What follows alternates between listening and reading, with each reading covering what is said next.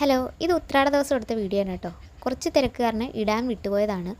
നമ്മളിന്ന് പുറത്തൊക്കെ ഒന്ന് പോയിട്ടുണ്ടായിരുന്നു ഡ്രസ്സൊക്കെ എടുക്കാനായിട്ട്. സാധാരണ നമ്മൾ ഉത്രാടം ആ ഒരു ദിവസങ്ങളിലാണ് ഡ്രസ്സൊക്കെ എടുക്കാൻ പോകുന്നത്. അങ്ങനെ നമ്മൾ കടയിലൊക്കെ പോയി വന്നതിന് ശേഷം അമ്മ മാങ്ങയൊക്കെ അരിഞ്ഞ് വെച്ചിട്ടുണ്ടായിരുന്നു. അതൊക്കെ ഒന്ന് അച്ചാറിട്ട് അമ്മ തന്നെയാണ് നമ്മൾ നാരങ്ങ അച്ചാറൊക്കെ ഇട്ടത്. പിന്നെ ഇഞ്ചിക്കുള്ളത് അരിഞ്ഞുകൊണ്ടിരിക്കുകയാണ്. ആ ഇടയ്ക്ക് ഞാൻ മാവ് ആട്ടി വെക്കാനുണ്ടായിരുന്നു. നാളത്തേക്കുള്ള ഇഡലിക്കുള്ള മാവായിരുന്നു.